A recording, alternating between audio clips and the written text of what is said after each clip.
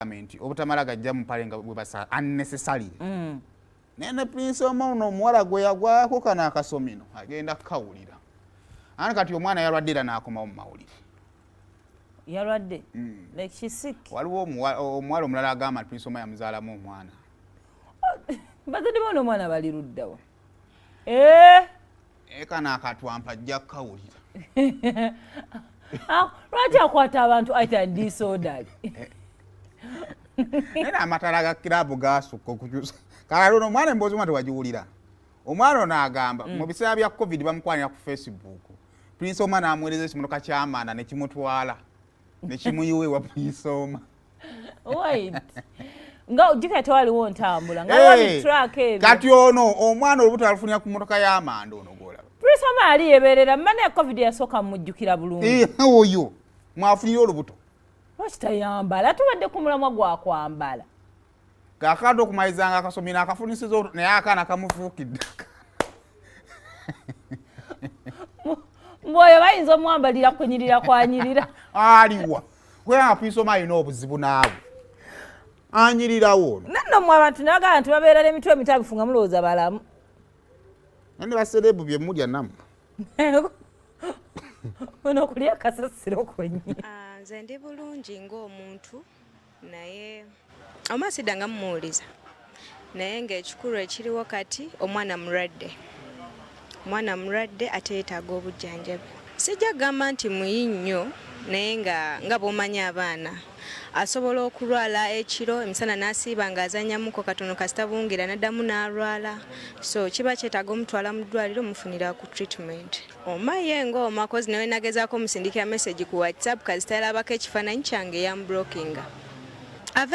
Aveeyo agambe nti kale omwana si wange. Simanyi nsonga ki ekimukuumiddeyo. Aveeyo aŋŋambe nti munnange oyo omuwala simumanyi yanneesibako. Agambe nti omwana si wuwe. Nakyo kitegeerekeka. Class tematalinga. Kuba ne gye twali bo tebaaliyo. Kitegeera. Bwe kibanga bwekityo kale fine nyinza okuba nga siri class ye naye ono omwana musaayi gwe. Alabirire mwana we nze nange sirina kyenjagala kuva mu ye. Oma sijja gamba nti wamputtu naye okuva biri byonna ebyabaawo kuba omuntu yenna obuvunaanyizibwa ogamba nti naye lwaki kibadde bwe kiti tekibangawo kankubire ku muntu ono mubuuze lwaki kiri bwe kityo naye teyatawa naye adde okuba essimu. Kitegeera. So nze kyenjagala njagala ssente njagala buyambi bwa omwana agenda ajjanjabwe. Kitegeera. So nze kyenandisinze okuteekako essira ye kulabirira mwana we ate ng'oggyeko ekyokulabirira omwana mulwadde yeetaaga obujjanjabi. Kye nali ntegeeza mu nsonga eyo kozi nze nalowooza nti ajja kunkubira twogere nga maama ne taata abazaala omwana naye teyakikola. So nze kye nandyetaaza ekyo kye nali ntegeeza nti at least aveeyo kuba nze nali nsuubira obyongerayo era nsobola okukikola naye aveeyo twogere. Seyina kyenjagala nti njagala kakadde kuva mu ye no. Omuntu yenna ky'osobola ky'owa omuntu. Tekibeera kya pisto. Kitegeera nze kyokka kyenjagala. Haji siddangamu mukubira simu. Okuva lwe nayogerako naye teyaddamu kukwata simu zange ne message okuva lwe namugamba ensonga zange. Yaziwuya ne teyanziramu. Ya kituufu ndi mwana wa mwavu sijja kweteeka gye siggwa. Ndi mwana wa mwavu ye mwana wa mugagga. Naye kyenjagala ye ng'omwana w'omugagga. Aveeyo alabirire ezzadde lye kuba nze ndi mwana wa mwavu nange ntaddemu akange kaweddewo. Bo balina ssente nze sirina. Ajja alabirire mwana we kyokka. Nga sinnaba musitula mutwala wa Haji nze nali njagala tusooke twogere n'oma kuba era nkisobola kubeera n'okugenda ewa Haji yali tamanyi okutandika okunoonya Haji era namunoonya namba ye nenjifuna kuba nayo nali sigiina. So nze kyenjagala Mama aveeyo ampa obuyambi bw'omwana. Kino ekintu ffenna tuli bazadde nze naye. Bino byonna bigenda kudda ebbali naye tulina okusigala nga buli muntu aliwo akola paati ye nga bw'alina ogikola. Abantu emitima bagikweka.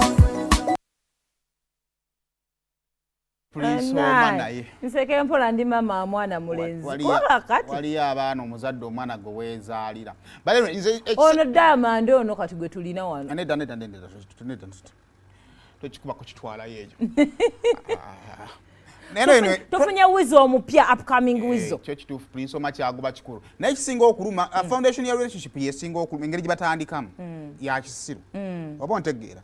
kakati ne bakuyisa bwati omuntu ajja kutagamba naye naye tewali wabuvunanyizibwa mu ntandikwa wali problem awasingira ddala twajjemu aka element akalowooza nti omusajja yalina okutegeerera omuntu akutikka atya ku kimotoka n'agenda n'akufunisizaawo olubuto bamukwatira nensawo y'amanda ne wana ey'amanda ne bamugamba golowooza omuntu oyo aba asobola okuconsideringa ng'omuntu alimu amagezi gasobola nezaalamu kubanga ne pick-up za nemotoka za sitika zaaliyo naye gwaki watwala ey'amanda ekitegeera alinga Prince Omar yakuyisa era ajja kukutwalanga amanda gwe kennyini oli kwogera nti mwana wa mugagga bw'alinayo olinyisiza level nti lwaki tompiikinga lwaki tofuna emmotoka n'empiikinga ne bakuteeka ku mmotoka y'amanda gw'oyagala omusajja yakuzaalemu gwe gwe yatwalira ku mmotoka y'amanda please mubeemu nammwe bannaayo so ekyo kikulu nnyo okwetwala mu mbeera eyo omanyi twefiringira oba sorry oba ki nti omusajja alina okutegeerera ate muve no ku ssente ze muwulira obuwulizi nti oyo alina ssente ssente z'omuntu z'otannalabako